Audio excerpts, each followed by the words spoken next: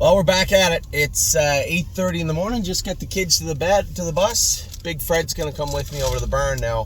Fred's going to be here for the next... When are you going home?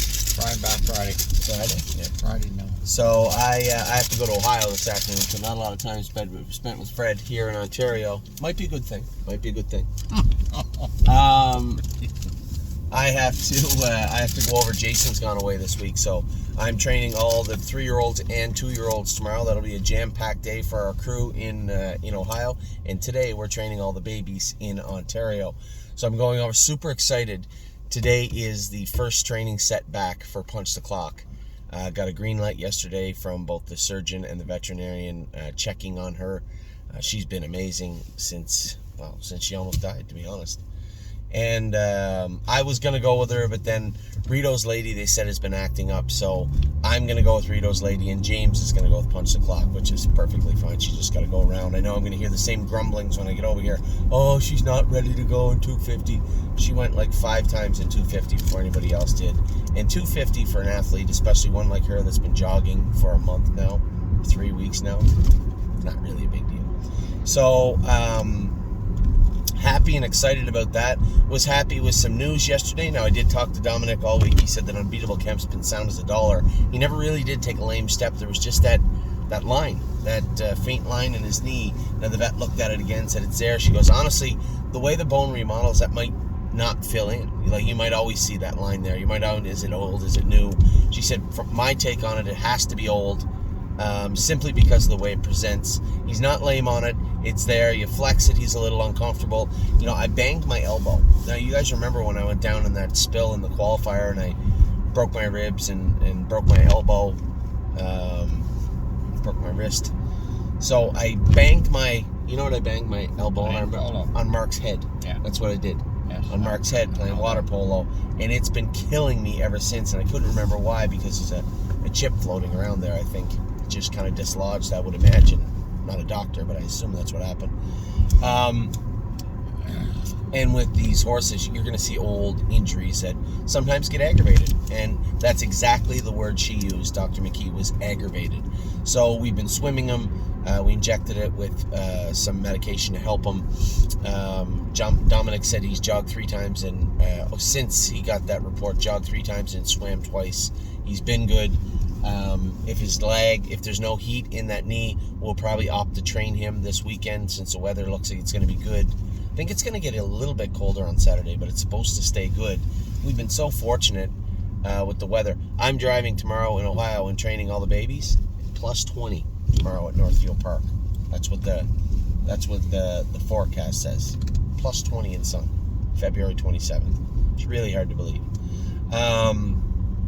And we've been fortunate with weather for the most part. We had a couple of big storms, 1 or 2 flash freezes here and there, but nothing's really stuck in regards to, we live in Canada. We live in Ontario, usually have stretches where it's a good week, 2, 3, 4 weeks where it just seems like it's freezing cold every day. We usually buy those things you put in your mitts, the hot paws, I think they're called. We usually buy those and go through 3 or 4 boxes in a winter, and I don't know that we've gone through a box. In fact, I had them in the last time we trained here because it was like -5 in the morning. I had to take them out halfway through the morning because it was so hot. They were so hot. So, the training schedules looks really hopeful. I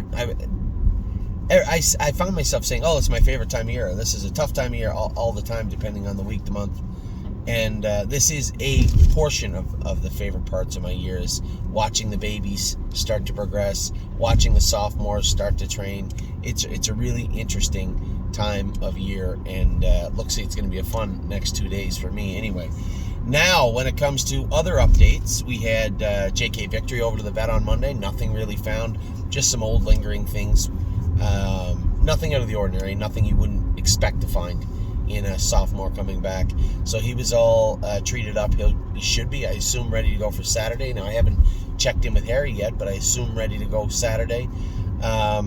Stay Close also went to the vet this week. Very important update for him. His eye is coming. She said his ulcer is 5% of the size it was when he came to start being treated.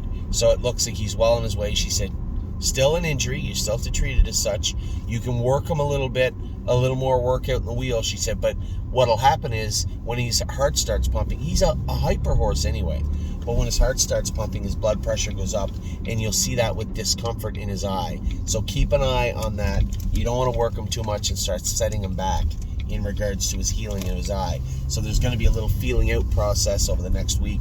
How long can we jog him on the walker? He's still on the walker, but a horse like him, just keep him active is all you have to do. So he's on the walker, he's working, and when we get the green light from Dr. Richards, he'll be right back into work. And I tried to quietly stress that to her, was that, oh, that tastes great. Been away for a week, no Starbucks, tastes great. I quietly stressed to her, I'm gonna be forced to answer questions that are revolving around his racing. So I'm super happy that his overall prognosis has turned to great. I'm happy that it's healing up. I'm happy that you're happy with him. Well, what does that mean for his racing career? And she said, yeah, he can probably return. She said, I'd like to look at him again in a week to see if they scale back some of the meds, and with less medications and a little more work on the wheel. She wants to see how if it's slowed or if it's got better or worse. So hopefully what we'd like to see is next Monday here, I assume, shine a flashlight on it, look at it closely and say, yeah, we're on the right track, and that means we can start progressively working him harder. But it won't be long getting him ready to go. When she says he's ready, it's not like a leg injury or a quarter crack. When she says go, you can be sure he'll be more than happy to go. So it'll likely be train him a couple of times, maybe school him once and put him in to go. You won't see a long time between now and his first race back, I believe. Where else we got? So we got JK Victory, we got him, we got the babies. Super happy with Haunted House on Saturday night. Saturday, wasn't it? Yep. So Saturday night, he looked great. You know, for a big horse. And I'd said this before. When you look at the race overall, you'd say, 54, last half 58. You know, and Scott is always very conservative. And he wasn't super impressed with his trip. But then, as I said to him, I said, I don't want to sway your opinion. But here's a horse off 2 weeks, left out of the 10 hole, had to be put in a stranglehold at the half to let Doug go, who let Louis Waugh go. Then he really didn't shake free till halfway down the lane. If you go back and watch the video, James didn't kick the earplugs until he sprinted through the wire. And that's a sign of a good horse. You know, it's the one thing I found about this horse in a lot of his videos was that instinct to sprint the last bit and fight back to win. And the horse I thought looked amazing. And I'll tell you who gave him a glowing report was James. He thought the horse was amazing the other night. Left line, we can fix that. I am knowing Harry, you'll probably just put a line pole on the outside. No changes otherwise. I had some people ask about that Ohio stake. I'm going to chew on it for the next day or so and think about it. We don't have to have it until the 16th, I believe. My take is simple. If he's going to race for 19 here every week in Canadian or otherwise and do well, I don't know if we really want to interrupt his schedule or his racing to bring him there. Now, if he has to move up a bunch of classes and it's going to get tough, well, fine. That's a different thing we can talk about. But for right now, I'm gonna sleep on it a little bit and see what we're gonna do with Haunted House. We have a lot of options, and that is a great segue into the last and maybe the most important piece of information for today, because it's in the here and now. I sent an email out, just a brief email to some people last night, just trying to gauge the interest in a horse I am extremely interested in. Now, we did get Haunted House, we did get JK Victory, we did get two very, very strong frontliners for the spring for our stable. There is one more. There's one more selling right now on Gate. And I think he's a pretty interesting horse. Now, a good barometer of what he's worth would be what horses like him have sold for over the last month. The market is changed a little bit. It is a little more strong. And as I said to Steve last night, and Steve's that great conservative voice that, you know, he always thinks that that's too much. And that's awesome. There's nothing wrong with that. We approach the sales in a very similar manner. This is what I think he's worth, and that's that. The sales are a little bit different when it comes to yearlings because there's so many of them, right? There's so many of them in Lexington and Harrisburg. You have the ability to price them. It's not like that is such a unique horse that you'd have to overpay for it. Those horses we don't generally go after. A little bit this year, but not generally in the past. Now, Steve's take on this particular horse. And I think you don't have to be Inspector Clouseau to figure out who it is. But I'm not going to go on and on and on about the horse's name or anything. I'm just going to tell you that there is a horse selling. He said he's going to close this tomorrow that I'm very interested in on gate. Now, looking at, as I said, looking at how the horses have sold over the last month, 2 months, any sort of quality animals, for the most part, have been strong. It's a bullish market right now, and it is because there's not a lot of, it's a seller's market. There's not a lot of horses out there of that type of quality that are for sale. There just isn't. So I guess when I see a horse with a pretty good story behind it and in front of it, I am going to gravitate towards it. I am going to be interested in it, and I may even look at it and say, okay, as Steve said, a year ago, 2 years ago, this is what the horse is worth. You're right, but this isn't a year ago or 2 years ago. This is right now, in the here and now, and quite frankly, there's Joe. Look, thought I was going to run over. Joe who? It's Joe Stutzman. He runs the place. Yeah. And quite frankly, when it comes to those type of quality horses, these are the ones we want, and they don't come up all the time, right? Like Steve said, well, he doesn't appear to be as good as Looks Like Money, and that's a great way to put it. Looks Like Money was at the end of his 3-year-old season, right? And this horse in particular, already freshened up, already qualified back strong, and looks real, real good. So, there's Harry right there. Where's Harry? Right in front of us. Right in front of our bumper. That's no free lunch, is who it is. 1 second. Yeah. What's going on, Harry? Hi, champ. How you doing? He's going to step away. There's Greg with horn players. She must be training today too. He's got a training whipping over here on her. Greg, go. Do you want me to park over here, Dad? You can watch everybody train? Oh, I don't care. I'll take you over in a second. Yeah. That's horn player. I want to go in and So, see my baby, James Arthur. Yeah, 1 second.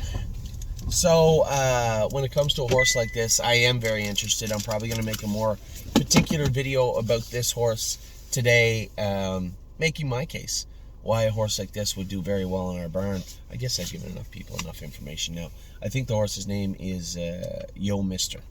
Yo Mister is a 4-year-old Dover Dan Indiana horse. Now, this is the type of horse you could be roped into paying too much for, but I think given the circumstances, now he might go for an extraordinary amount of money, in which case it doesn't matter, we're not that interested.